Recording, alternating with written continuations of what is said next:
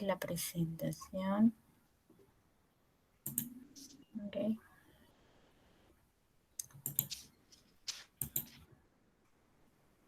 Me avisan porfi si pueden visualizar. Sí, ya lo vemos. Ahí pueden ver. Sí, perfecto. Ok. A ver. Sí. Bueno, chicos, más o menos para irlos colocando en contexto de lo que trata el capítulo número 11, que es sobre Measuring, Monitoring and Troubleshooting de Machine Learning, o sea, los problemas de medición, monitoreo y problemas de Machine Learning. Cuando leemos este capítulo, el objetivo de este capítulo en el libro es más que todo que podamos comprender todo lo que significa el Machine Learning como concepto, para así poder tener la visión, o sea, digamos que eso es lo que tenemos que tener claro al momento de leer este capítulo o, bueno, de escucharlo en este caso, ¿no? Poder tener claro más o menos cuál es todo, qué implica todo un proceso de creación o de desarrollo de un problema de Machine Learning para tenerlo mapeado al momento de nosotros implementar pipelines o soluciones, ¿no? Entonces es importante primero tener claros esos conceptos y en base a esto es lo que va el capítulo, ¿no? Dejar claro esos conceptos. Inicialmente, podemos ver aquí el contenido que trata sobre los tipos de algoritmo de Machine Learning, el Deep Learning, el Engineering Machine Learning Models, que está compuesto por, o sea, sus etapas son la preparación de la data, el Feature Engineering, el Training Model, el Evaluating Model, la operationalization del modelo como tal, y los errores comunes que están presentes en todo este proceso de implementar, ¿no? Digamos que inicialmente vamos a tratar de definir qué es el Machine Learning, porque si bien es cierto, yo he sido una de las que he escuchado hasta ahora mucho de Machine Learning, pero internalizar el concepto todavía no lo tenía muy claro hasta que me leí este capítulo, por lo menos en mi experiencia muy particular, ¿no? El Machine Learning, ¿cuál es el objetivo del Machine Learning? El objetivo del Machine Learning es hacer que la máquina, ¿verdad?, pueda aprender, que las computadoras puedan aprender estos comportamientos más humanos, por decirlo así, que tengan esa capacidad de aprendizaje. Entonces, de entrada, siendo ese nuestro objetivo de que la máquina pueda aprender, nosotros tenemos que preguntarnos, bueno, ¿cómo podemos hacer para que la máquina pueda aprender? ¿No? Entonces, para que la máquina pueda aprender se necesitan 3 piezas importantes. La primera es una pieza de software que es el algoritmo como tal, que sería como la interfaz para nosotros podernos comunicar con la máquina, ¿no? Porque simplemente hablándole o no va a poder entender, ¿no? Que es como cuando programamos también, que siempre hay una interfaz que nos permite comunicarnos con la máquina. Luego viene una etapa o otro punto que es muy importante, que son el set de datos, que es la forma en la que nosotros le vamos a enseñar, ¿no? Yo pongo mucho el símil de, imaginemos que somos bebés o que tenemos un bebé y queremos enseñar al bebé a que reconozca que es un perro, por ejemplo, ¿no? Inicialmente el bebé no va a tener idea de que es un perro y puede señalar o sea, él va a señalar un perro y nosotros le vamos, si es un perro verdaderamente, nosotros le vamos a decir, sí, es un perro. Y él va a ir así señalando con su manito y va a señalar una vaca y va a decir perro y nosotros le vamos a decir, no, no es un perro. Entonces él va a ir aprendiendo de acuerdo a la información que nosotros le vamos dando. Esa información, en el caso del Machine Learning, es el set de datos. Por eso es que estos 3 puntos son muy importantes, ¿no? Ese set de datos y ya luego el proceso como tal de aprendizaje, el training de ese algoritmo. Entonces, con esas 3 piezas de información, ya nosotros tenemos que ir como que asentando ese concepto de Machine Learning, ¿no? Luego, lo que podemos ser conscientes es que la importancia que tiene el set de datos. Al igual que como cuando vamos a enseñarle a alguien o como cuando vamos a enseñar a un niño, el contenido de lo que se le va a enseñar es de suma importancia porque eso va a determinar el correcto aprendizaje o no de un niño, por ejemplo, ¿no?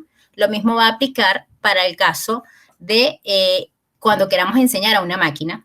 Si queremos enseñar a la máquina, tenemos que garantizar que el set de datos esté correcto y cumpla unas condiciones para que aprenda correctamente, ¿no?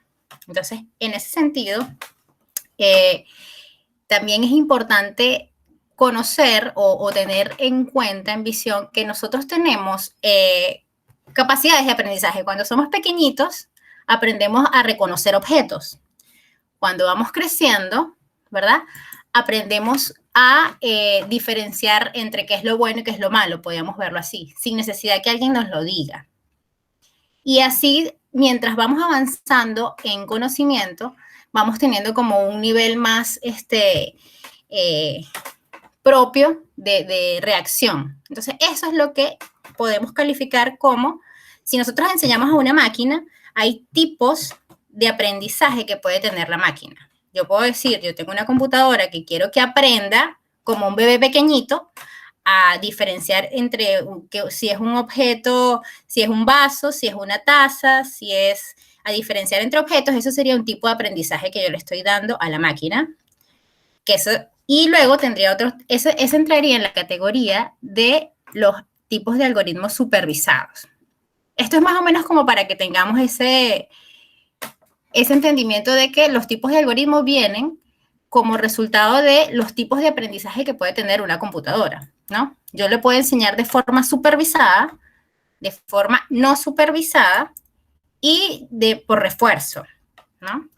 De forma supervisada, ¿qué quiere decir? O sea, ¿qué quiere decir cuando yo le voy a enseñar a una máquina de forma supervisada? Supervisada quiere decir que yo le estoy dando las respuestas a la máquina. O sea, yo estoy diciéndole, mira, esto es un perro, esto no es un perro, le estoy dando la respuesta, ¿no? Yo le muestro la imagen y le digo si es, no es. Estoy dándole una respuesta. Entonces, eso es supervisado. Vamos a ir avanzando por aquí. Acá. Ok. Entonces, eso sería un tipo de aprendizaje supervisado, donde este término es muy importante en Machine Learning, que es el label. Así como yo le estoy dando la respuesta al niño de que si es o no es un perro, el label es el que me va a dar a mí, le va a dar a la máquina la respuesta de si es o no es un perro o, no, o cualquier otra cosa. Entonces, es donde mi set de datos yo lo marco y le asigno una columna que tiene la respuesta a la pregunta que quiero predecir. Entonces, eso es un entrenamiento supervisado. Esa es clave para poder identificar ese tipo de entrenamiento supervisado.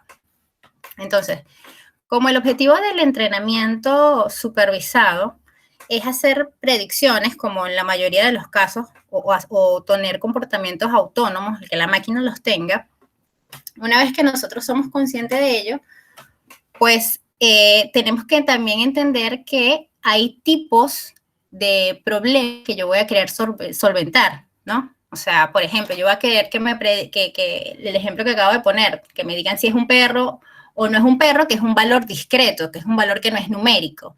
Entonces, predíceme de qué categoría es este libro, cuando yo al algoritmo le introduzca ciertas características de un libro. Entonces, él me va a decir, es un libro de poesía, es un libro de drama.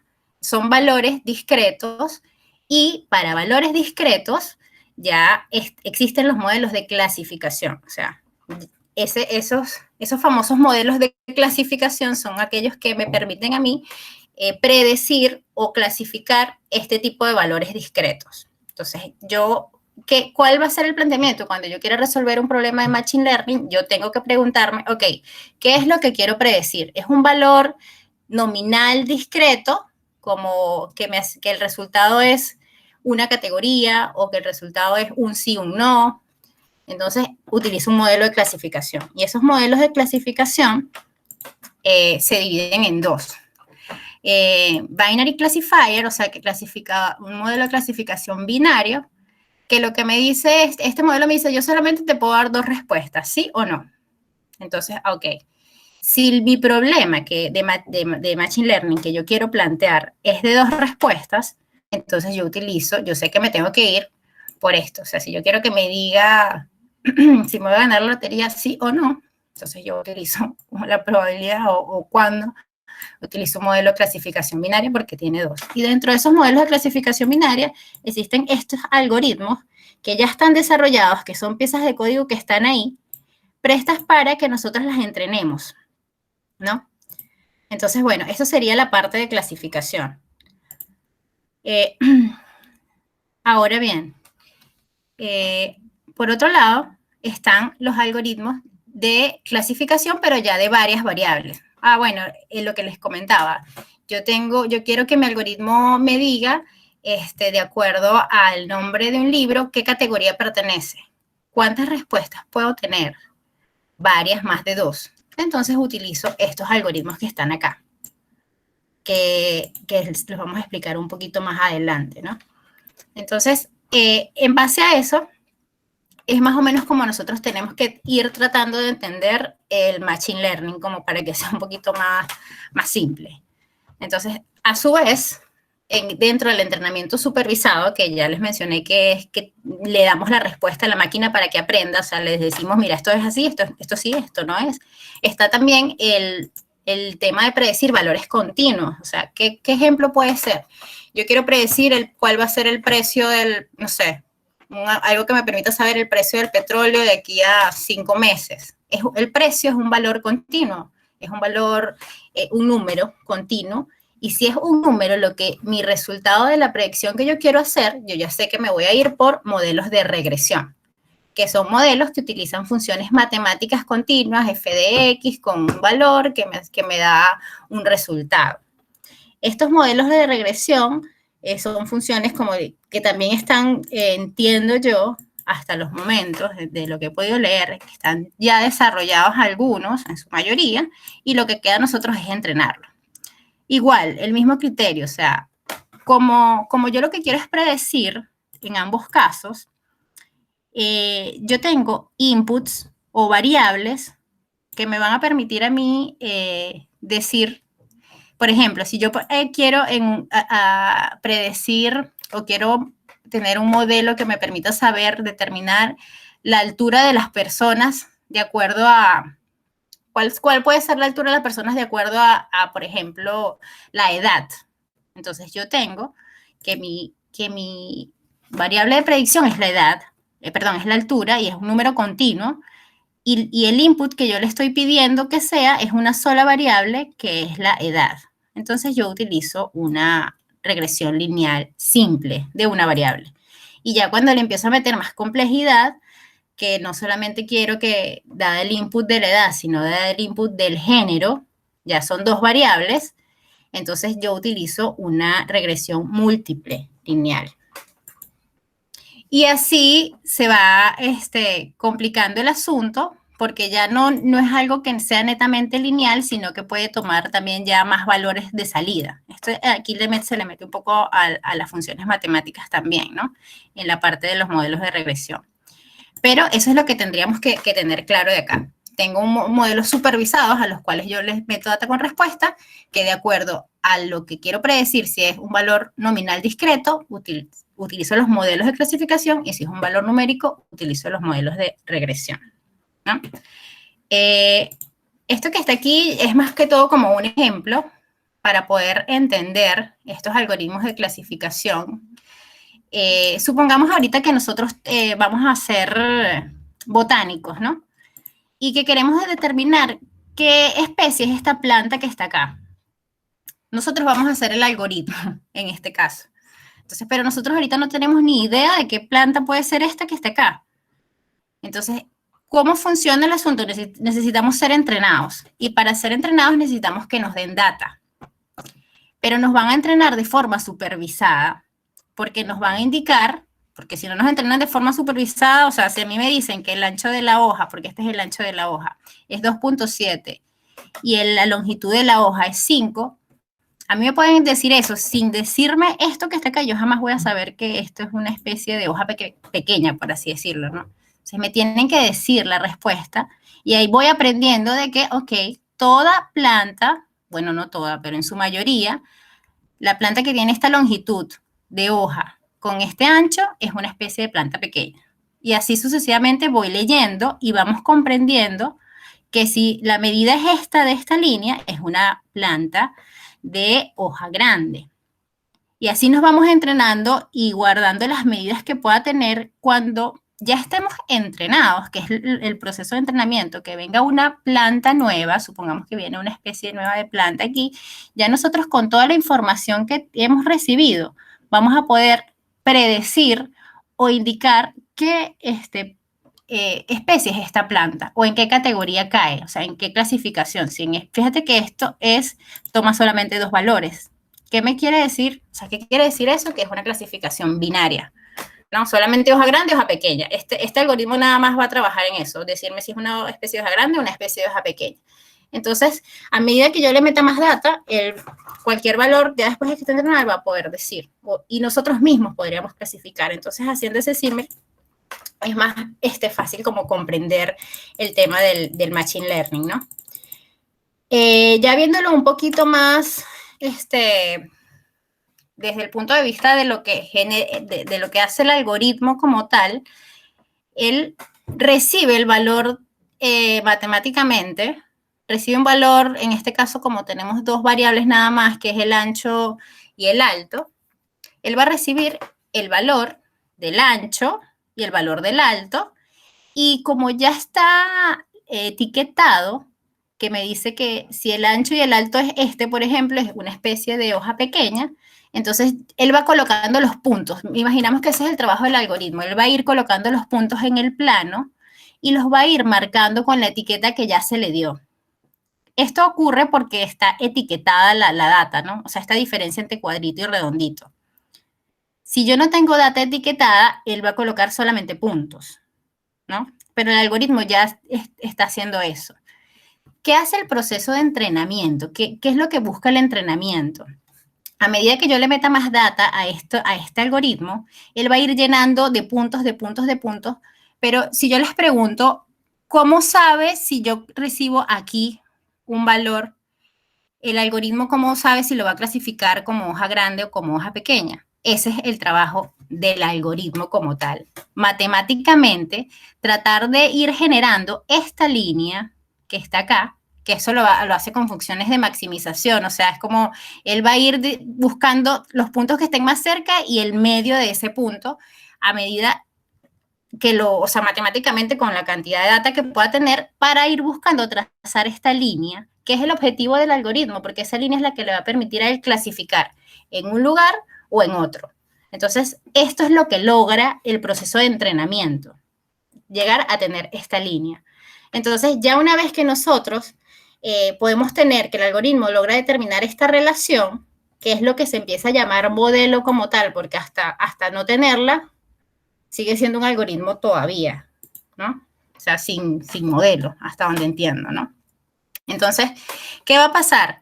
Que ya una vez que nosotros hayamos entrenado a esto, metiéndole bastante data, y que el algoritmo ya hizo su trabajo de generar este patrón, esta línea de clasificación, cuando yo le ingrese a mi algoritmo un nuevo valor no etiquetado, un nuevo valor desconocido, una especie de planta que él no conoce, de acuerdo a las características, él ya va a saber en qué lugar la va a ubicar por los valores de sus características del ancho de la hoja y todo lo demás, ¿no? Si el ancho de la hoja es por ejemplo, con este alto, entonces cae aquí. Si cae aquí, como ya el patrón está trazado, entonces él ya lo clasifica como una hoja ancha, ¿no? Una planta de hoja ancha. Es como decir, esta línea que está aquí se conoce como boundary decision o línea de decisión, ¿no? También es importante como tener ese concepto.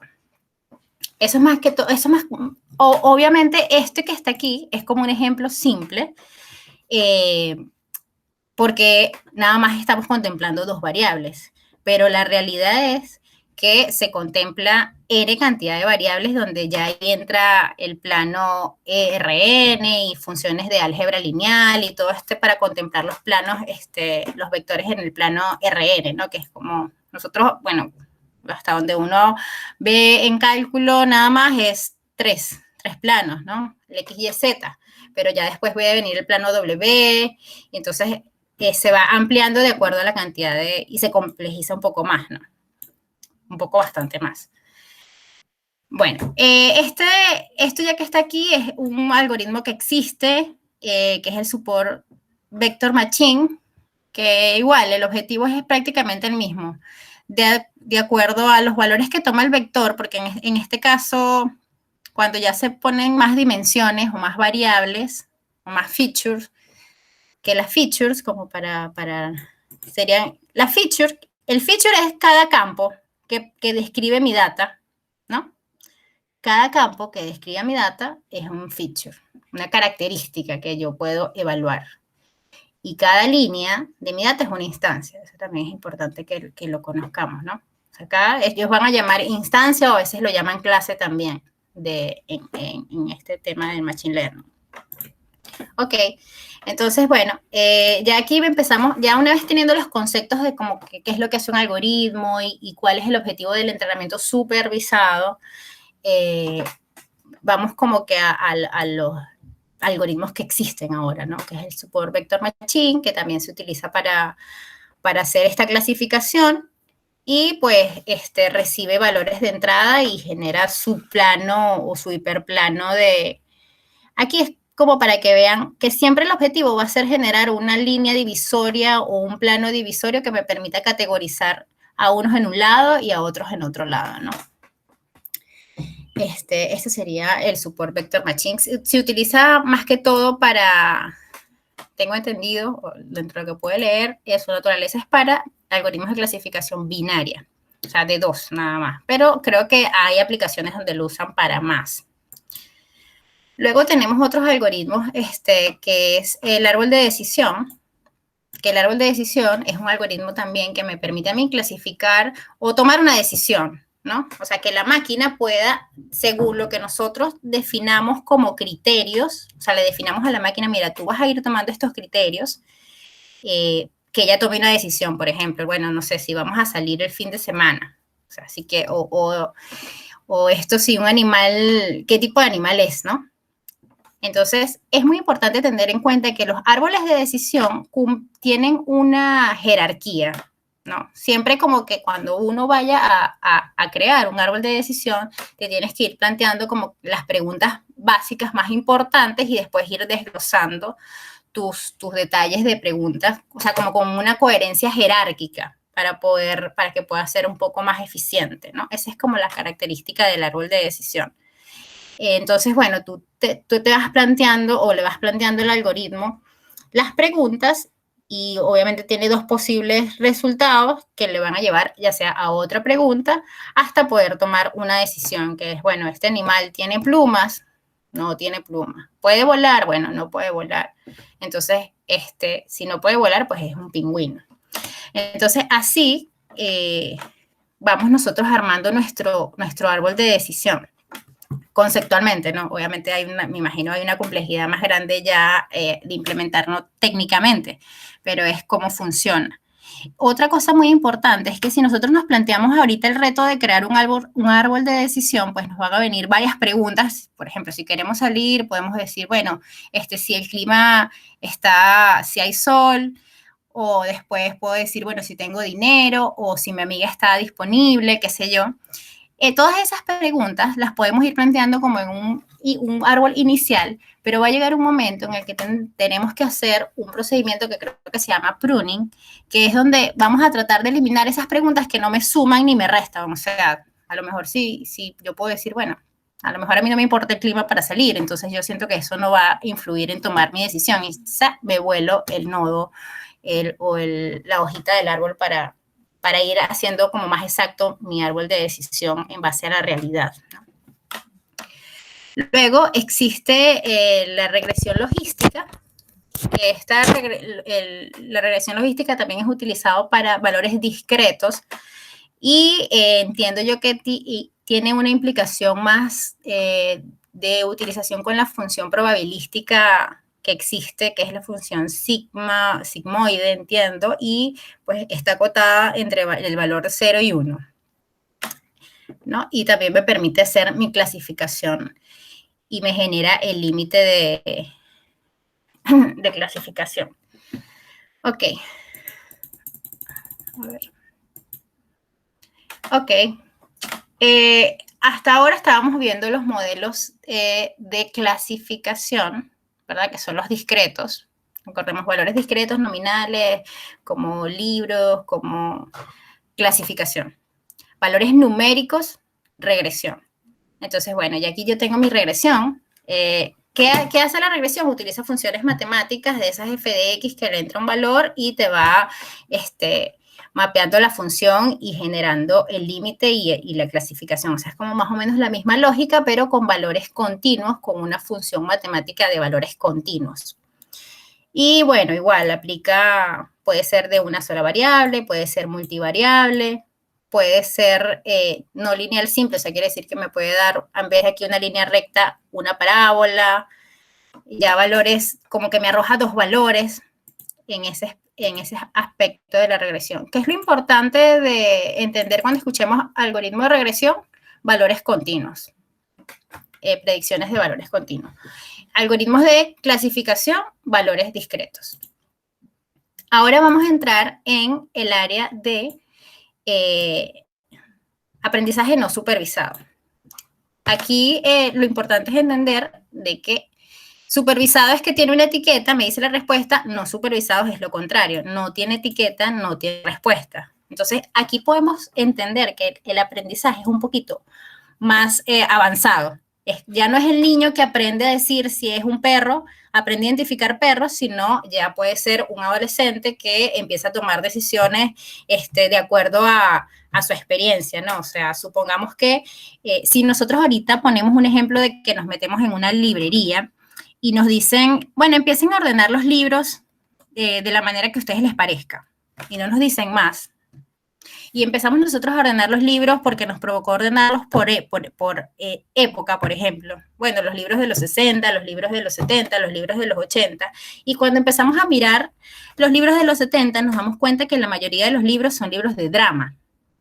Entonces ya nosotros podemos empezar a inferir que en los 60, capaz, y pues el boom era utilizar libros o la onda era más por el drama, y podemos empezar a sacar o determinar algún patrón.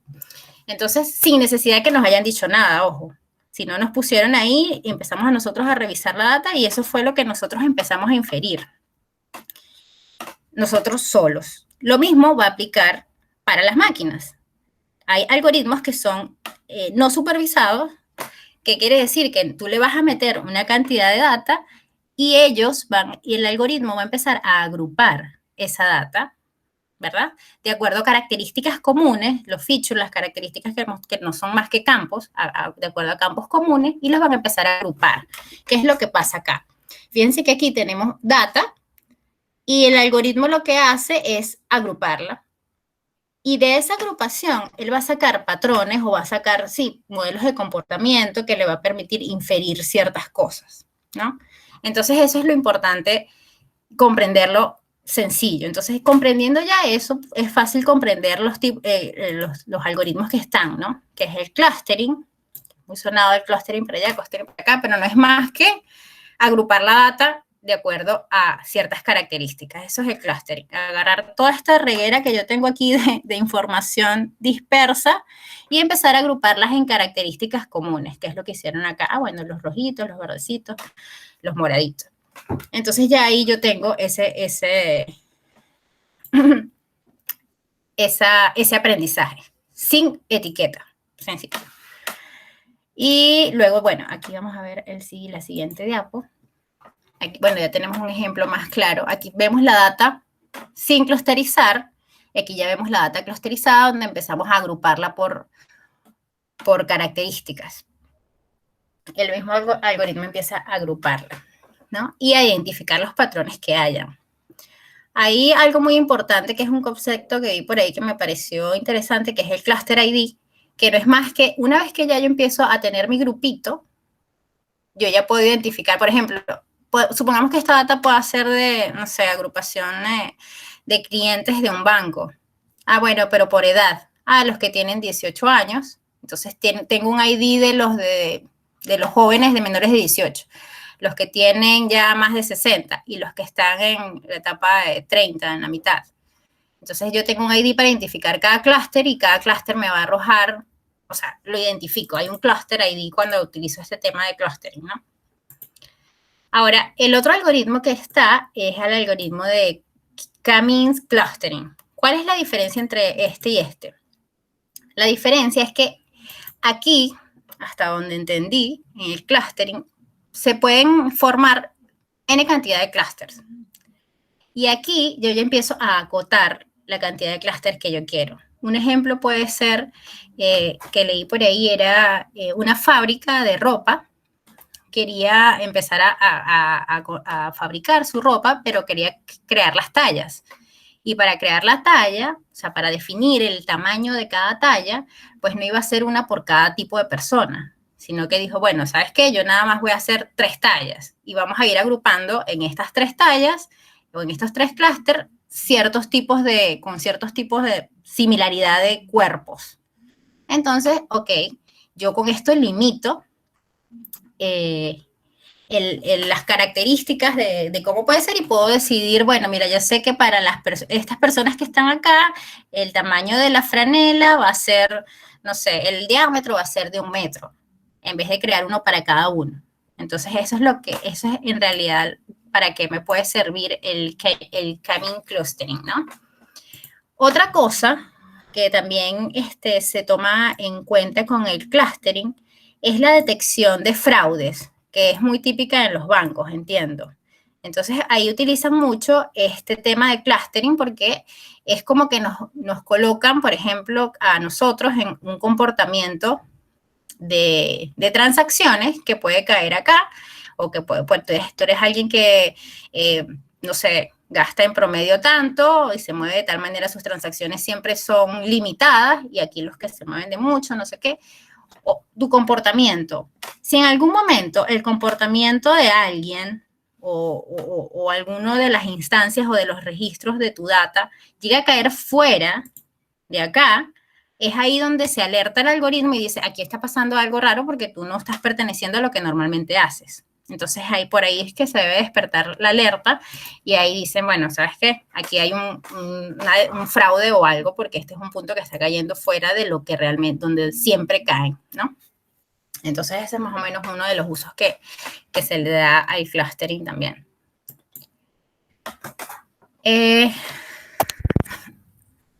El siguiente tipo de aprendizaje de máquina es el reinforcement learning o el aprendizaje por refuerzo, ¿no? Ya vimos el aprendizaje supervisado, que es donde le decimos cuál es la respuesta, el no supervisado, que es el algoritmo solito empieza a identificar patrones, y este reinforcement es un poquito más avanzado, lo veo yo, porque ya es donde la máquina empieza a responder, ¿verdad? Y espera un refuerzo o un premio de acuerdo a la respuesta que tuvo, ¿no? Entonces, si ese premio es un buen premio, ella va a seguir teniendo ese comportamiento. Si no, ella va a empezar, o sea, lo va a dejar y va a ir tomando nuevos comportamientos que le permitan ganar más, ¿no? O sea, es como obviamente esto tiene una complejidad mucho mayor porque ya lleva creo que una profundidad en redes neuronales, y ahí es donde se pone más complejo, ¿no? Aquí, con respecto a esto, un comentario que es este tema del AlphaGo, que es un programa de inteligencia artificial que desarrolló Google, que es para jugar el juego de mesa Go, y entiendo que se puede ver un documental, según lo que leí, que está en Netflix, si les interesa, para ver más o menos este tema de aprendizaje por refuerzo. Les dejo ese dato por ahí. Otro punto dentro de este tema del Machine Learning es el Deep Learning. Y en el libro comentan que el Deep Learning no forma parte de un tipo de aprendizaje, porque son esos 3 que mencionamos. Creo que hay otro, pero el Deep Learning como tal no es un tipo de aprendizaje, sino es cómo yo puedo solucionar estos problemas de aprendizaje, o sea, un método de aprender, ¿no?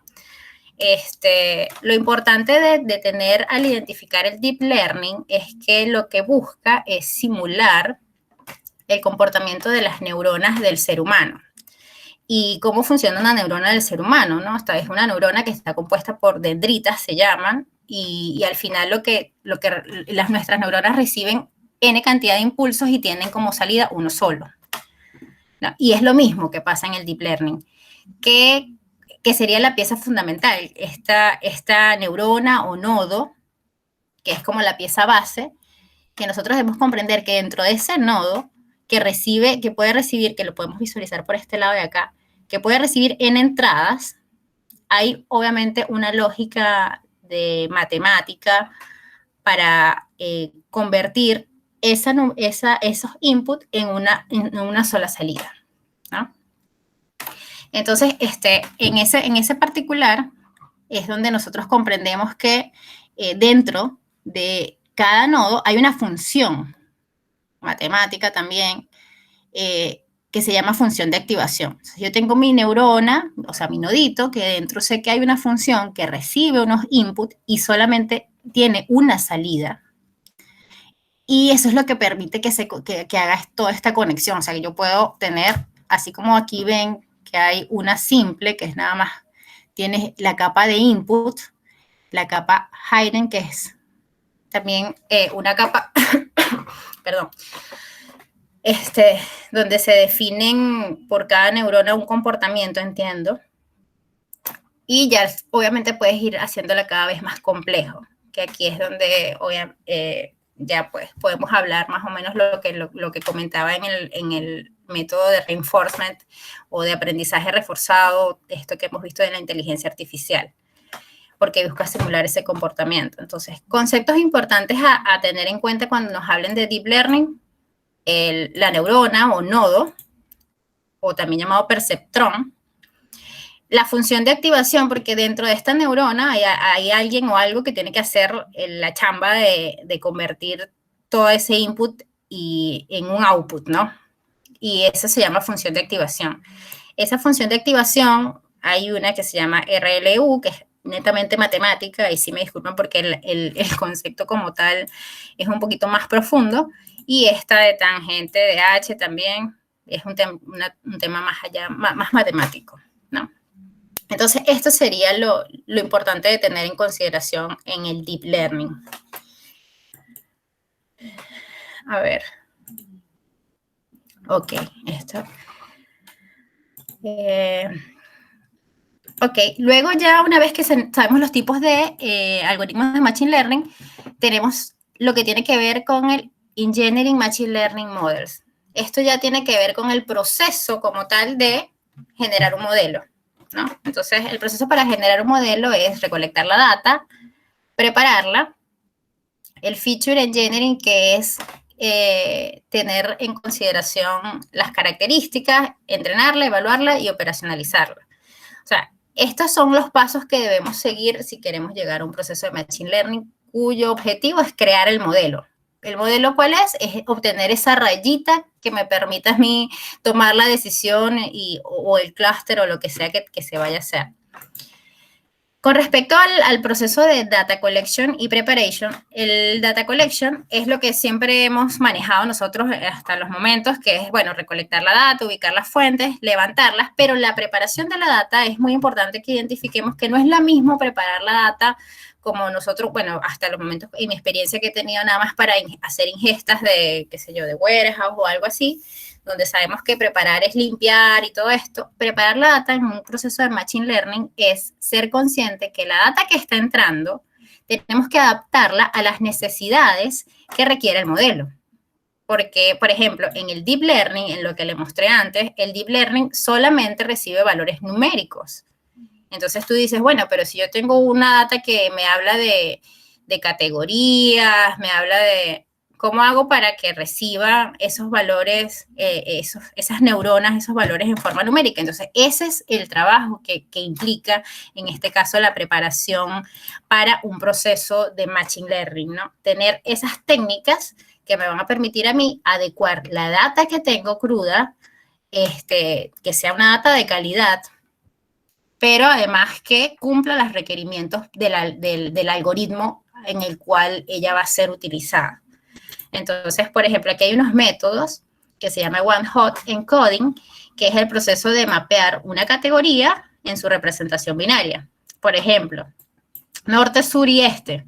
Entonces yo digo, ¿qué hace esta técnica? Dice, bueno, norte la lleva binario, norte va a ser 1, 0, 0, sur va a ser 0, 1, 0 y este va a ser 0, 0, 1. Y esto es lo que va a recibir, este número es lo que va a recibir como input mi algoritmo, que tenga ese requerimiento, ¿no? Y luego el bucketing, que es asignar características continuas a un rango. Esto sirve mucho como para, ahí dicen que sirve para, supongamos que yo quiero hacer evaluaciones de temperatura, pero para mí evaluar todos los rangos de temperatura de ese nivel de observación es muy extenso, o sea, ¿cuántas evaluaciones no pueden haber en un rango de números? Muchísimas, ¿no? Entonces, para mí es más fácil decir, bueno, ¿sabes qué? Nada más dame los que están de 37, 38 grados y todo lo que caiga adentro equivale a un valor, y los que están de 39 a 40, todo lo que está ahí adentro equivale a un valor. Entonces, eso es lo que es el bucketing, ¿no? Como técnica de preparación de datos. Y el quantile bucketing ya es asegurarte que es una técnica que asegura que cada partición o cada bucket va a tener la misma cantidad de instancias. El bucketing normal es como que, hasta donde entendí, no importa cuánta...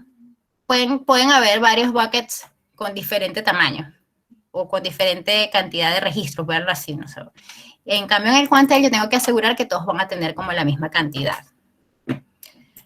Luego tenemos el feature. Ya una vez que nosotros recolectamos la data, la preparamos para el modelo, o sea, que está limpia, que está todo, que ha pasado todo este proceso, tenemos el feature engineering, que lo que hace es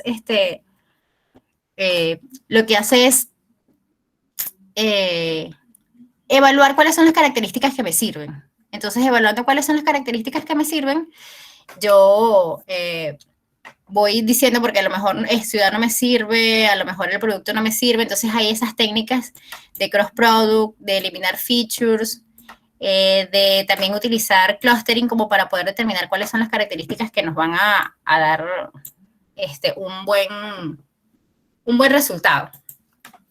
Y luego viene ya la etapa del entrenamiento del modelo, que aquí en el entrenamiento del modelo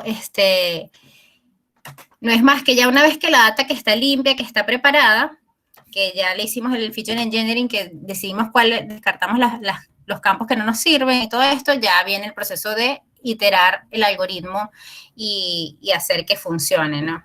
Las técnicas son el backpropagation, el transfer learning y la regularización, ¿no? Conceptos importantes, el epoch, que es como el número de iteraciones que vamos a hacer en nuestro algoritmo. Entiendo, hay algoritmos que con una iteración pueden dar un resultado esperado y hay otros que necesitan N cantidad de iteraciones para que puedan dar el resultado esperado.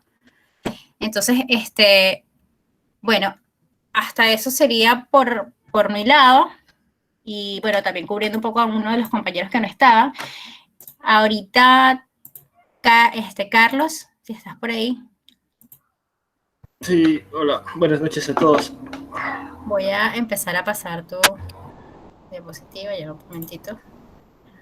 Sí, no te preocupes. Gracias más que todo.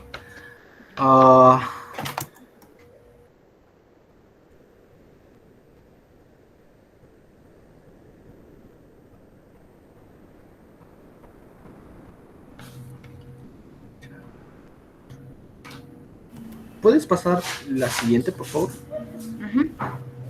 Y la siguiente. Es muy curioso ahora que, que recuerdo. Vamos a tener que pasar mucho porque en realidad ya mucho se ha hablado. No te preocupes. Porque pensé que... Porque si te das cuenta en las diapositivas estamos hablando... Bueno, aparte del tema que iba a explicar, ya lo explicaste tú de cierta forma. Ok. Creo, okay. no sé... Bueno, no te preocupes, claro, ahorita lo que quedaba pendiente creo que era un poquito el tema de la evaluación. Tú me indicas hasta cuál diapositiva avanzamos. Ya, creo que solo voy a retocar algunos puntos que si bien se mencionan, podría ser bueno también entrar un poco a profundidad. Entonces, es más que todo lo último que se ha mencionado sobre el data engineering, y otras cosas más. Entonces podremos regresar al principio, exactamente la número 25. Bueno, la 26. Ya sería la 26. Okay. Muchas gracias. Entonces, nosotros sabemos de que cuando recolectamos data, obviamente tiene un proceso. Y este proceso lo lleva a una forma. Pero el objetivo al final es de que también esa data pueda estar convertida en un formato que los algoritmos de de aprendizaje de máquina o machine learning puedan procesarlo. Y esta información, que puede venir de muchas formas, ya sea texto, audio, principalmente texto y audio, porque imágenes, que son las tres principales, tienen que ser convertidos a un formato que lo entienda. Entonces, lo que tiene que pasar es un proceso de transformación extra para poder hacer ello.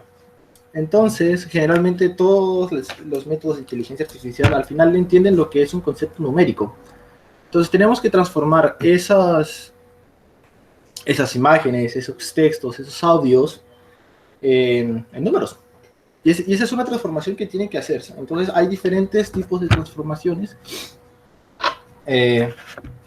para ello, y eso va a depender de diferentes áreas. Por ejemplo, el procesamiento del lenguaje natural toma cada palabra y la transforma la identifica en un número, y después, dependiendo del tipo de algoritmo, se puede transformar a un vector, generalmente siempre se transforman a vectores, ya sean que tengan solo ceros y unos, como antes se menciona en una técnica que era el one encoding, o una forma más algebraica, que sea un vector con un rango de valores del 1 al 0 en una dimensión Rn, que n es cualquier número que se defina. Pero, a pesar de ello, también hay que tratar ciertas condiciones en esa data, porque no siempre la data va a ser ideal. Entonces, muchas veces los métodos de inteligencia artificial tienen que tratar con valores anómalos o, por así decirlo, perdidos, en los que no intervienen mucho, no dan un mecanismo para poder contribuir en el aprendizaje correcto. Entonces también hay otro grupo de técnicas para ello. Generalmente se utiliza un enfoque más estadístico para poder dar la detección de cuáles son los valores más anomálicos, por así decirlo. ¿Puedes pasar a la siguiente diapositiva, por favor, Lorena? Muy bien, gracias. Entonces, en la ingeniería de datos, después de ya poder preparar la información para poder decir, para poder utilizar el aprendizaje del modelo, también hay que recordar de que no toda la información da un valor importante a los modelos, porque, como dice, no todos somos iguales, pero unos somos más iguales que otros, por así decirlo. Entonces, igualmente se aplica lo mismo para lo que es los modelos de inteligencia artificial, porque hay ciertas características que dan más valor al modelo y a lo que se busca que otro tipo de características que, si bien puede estar disponible, no necesariamente le da un valor o puede ser muy relevante. Entonces, el poder saber identificar esos valores nos puede ayudar a saber, e incluso identificarlos o también generarlos, porque puede ser de que tengamos varias características y necesitamos algunas nuevas características para poder darle más valor, y eso puede ser, esas características nuevas puede salir de características que nosotros ya tenemos. Entonces también hay varias técnicas. Una de ellas que se ha mencionado y que Lorena ha dicho ha sido el K-means, que es una técnica de clusterización no supervisada, que también nos podría servir para poder detectar ciertas características que pueden ser más relevantes que otras. Incluso el Logistic Regression puede ser una técnica para ello. ¿Puedes pasar a la siguiente, por favor? Ahí está. Gracias. Entonces, cuando vamos a lo del concepto del entrenamiento del modelo, hay muchos más parámetros en realidad.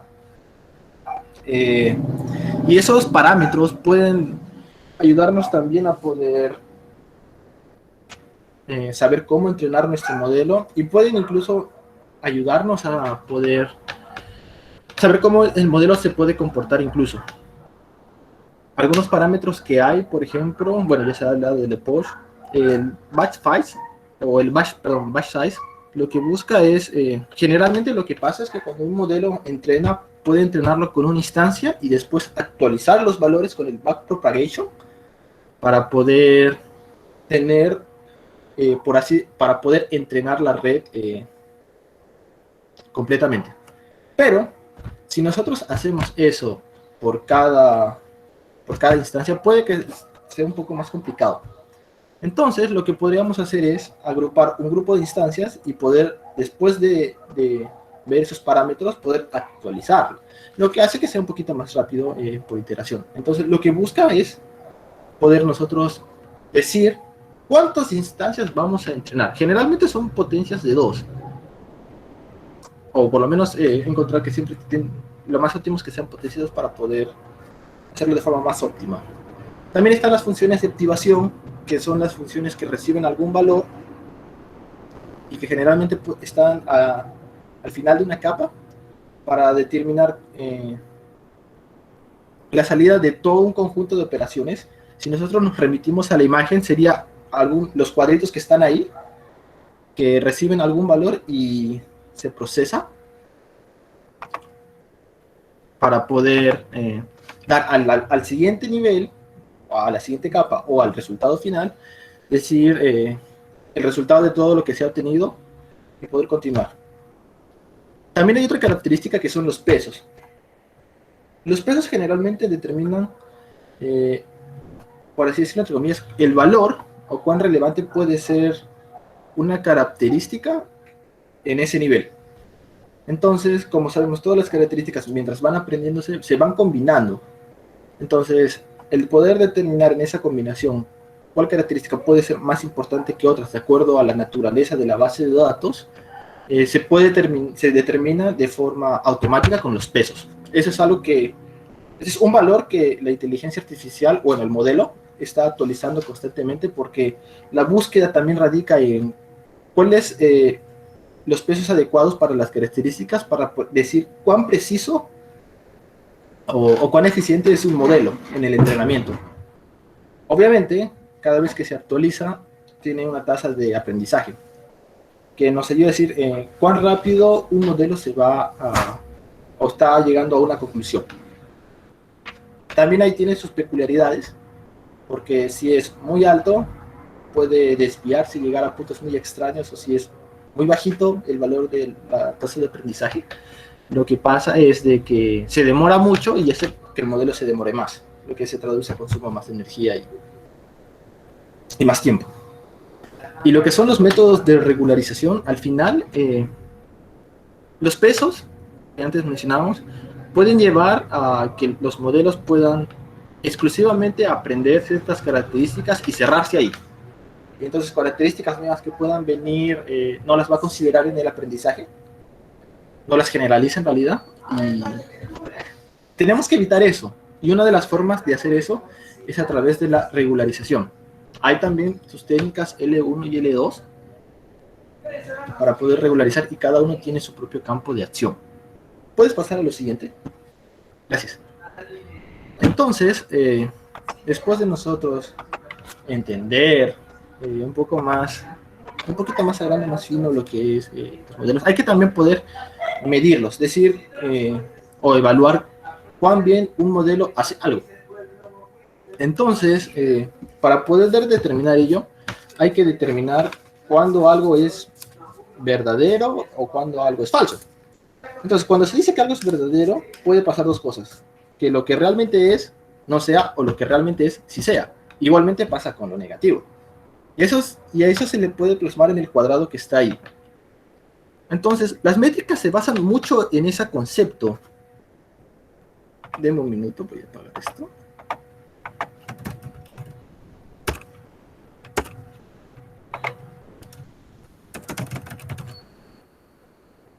Ok, ahí está.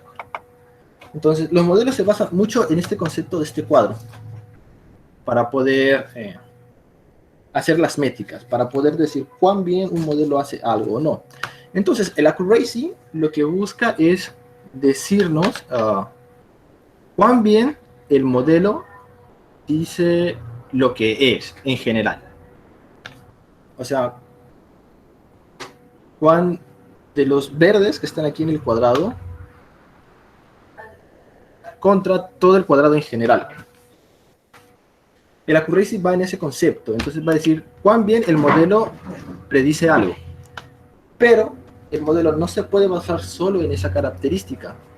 Hay también otras características más que lo acompañan, y son, bueno, ahí están, que es el precision, que lo que busca es medir cuán bien un modelo predice algo que sí es, y cuán a menudo esto lo hace. Que también es algo que necesitaríamos saber para poder determinar cuán a menudo dice la verdad en algo que es positivo. Entonces, otra métrica que viene a ser es el recall, que es la capacidad de recordar, por así decirlo, del modelo, para decir, ok, cuán bien ha aprendido algo de lo que está diciendo que es verdad. Y al final hay otra métrica que es el F1 scoring, que es la combinación de la precisión con la métrica del recall. A veces hay situaciones en las que necesitas poder balancear esas dos métricas, y el F1 es una buena métrica para decirte cuán balanceado está en ambos lados en combinación. Y generalmente esa métrica se usa cuando es un problema en el que incluyen varias clases o varios tipos de datos, pero están unos más imbalanceados. Entonces hay una gran dimensión de diferencias entre uno y otro. ¿Puedes pasar a lo siguiente, por favor? Bueno, entonces cuando estamos hablando de operaciones, no solo estamos hablando de crear y entrenar el modelo, también tiene que haber formas de ponerlo en producción y que sea operable. Entonces también hay todo un ciclo para ello. Entonces tenemos que ver cosas como deployar el modelo, cómo se sirve el modelo, monitorear el modelo y poder obviamente reentrenar el modelo. ¿Puedes pasar a lo siguiente, por favor? Gracias. Entonces, cuando deployamos el modelo, lo que buscamos es de que, bueno, puede estar en producción, prácticamente. Entonces, generalmente tenemos que tener un poco de cuidado cuando hacemos ese tipo de deployment, porque no podemos agarrar y chantarlo así a la mala, sino que para ello debe de haber una forma de deployarlo. Y una de las cosas que se menciona es el Deployment Canary, que lo que busca es hacer una migración suave del servicio al poder permitir que un grupo de usuarios pueda empezar a recibir este nuevo modelo deployado y eventualmente se vayan pasándose a los siguientes usuarios, a migrar los usuarios a este nuevo modelo, permitiendo así una transición del modelo anterior al actual de una forma suave. Y en el caso de que hubiera algún error, se puede hacer una regresión para poder regresar al modelo anterior que estaba ya. ¿Puedes pasar a la siguiente, por favor? Muy bien, entonces cuando ya tenemos el modelo deployado de una forma suave, hay que hacer que este modelo sea disponible. Entonces, hay diferentes formas de cómo el modelo podríamos utilizar los datos del modelo. Entonces, ahí menciona dos formas. Una que es en cantidad, que es el batch, y otra que es el API. Y estas dos se basan en el hecho de que cuán inmediato necesitamos que la respuesta esté. Entonces, si nosotros no necesitamos que la respuesta esté de forma inmediata, lo que podemos hacer es agruparlos y agrupar la información, procesarla en bloque y después dársela, lo que se le conoce como el batch. Pero en el cambio, si nosotros necesitamos que la información el resultado esté rápido, lo que podríamos hacer es exponer el servicio a través de un API y poder hacerle las consultas directamente al API para poder regresar de forma rápida la respuesta. En todo esto, el poder servir un modelo, nosotros, ya sea de forma rápida o no, tenemos que siempre mantener el modelo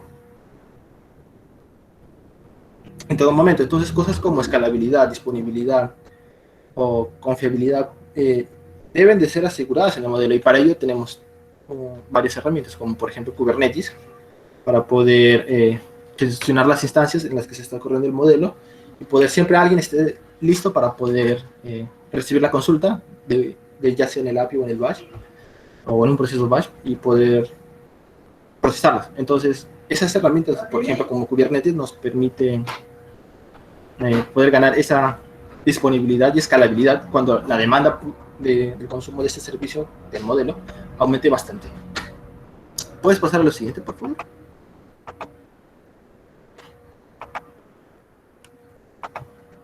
Mi jefe se acaba de retirar. Okay. Monitorear los modelos. Bueno, esta es la única que no conseguí la imagen. Cuando hablamos de monitorear modelos, nosotros tenemos que saber algunas cuantas cosas. Como es un modelo de inteligencia artificial, cosas como, por ejemplo, las datas de orígenes, las que va cambiando o va evolucionando, son cosas que podrían afectarnos o no. Entonces, esas cosas, bueno, podrían afectar al modelo o no. Y podríamos necesitar saber cuándo se ha hecho un cambio en el sistema de la data de origen, en los esquemas de la información en sí mismo, o incluso en el entorno mismo de la base de datos en sí. Entonces, constantemente hay que monitorear esos aspectos que tal vez no sean propios del modelo, pero que sí pueden impactar directamente en él. ¿Puedes pasar a lo siguiente, por favor? Y bueno, el reentrenamiento del modelo. Lo que busca el reentrenamiento del modelo es poder volver a entrenar el modelo, porque sabemos de que la información que tiene en ese modelo va cambiando, ya sea porque la información que tiene ya no es útil en ese momento, o porque ya hay más información y se necesita ser más preciso. Entonces también tiene que haber todo un ciclo de entrenamiento, y se vuelve otra vez al principio de lo que se dijo: el poder recuperar la información, procesarla, determinar cuáles parámetros son, cuáles características son adecuadas o no, entrenarlo, determinar cuáles son las variables más adecuadas, porque incluso eso podría afectarlo y poder cambiar algunas cuantas de los hiperparámetros en el modelo, poder otra vez agarrar, servirlo, bueno, perdón, deployarlo a través del Canary Deployment, y después servirlo, y después otra vez monitorear. Y otra vez se repite la rueda. Necesitamos volver a reentrenarlo, porque tal vez otra vez pasa lo mismo, y va así constantemente. Al final termina siendo un ciclo que constantemente se está haciendo. ¿Puedes pasar a la siguiente? Y ya, eso es lo único que tenía que decir.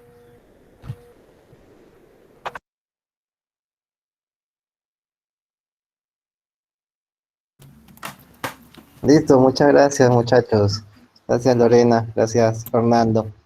Gracias, chicos. Estuvo muy bueno. Sí, es verdad. Por lo general no es obvio que todos los data engineers saben de Machine Learning y Data Science, pero sí es un requisito que se tenga que saber de estos temas, porque se va a trabajar muy de la mano con gente que hace ciencia de datos, algoritmos de Machine Learning, ya viene el rol híbrido que se llama Machine Learning Engineer.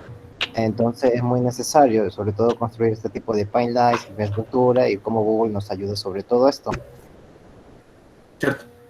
Entonces, muchas gracias a todos. Por favor, no se olviden, ya esta es la penúltima exposición. Mañana toca la última con Jairo, donde ya son los modelos como servicios de Google, Machine Learning como servicio.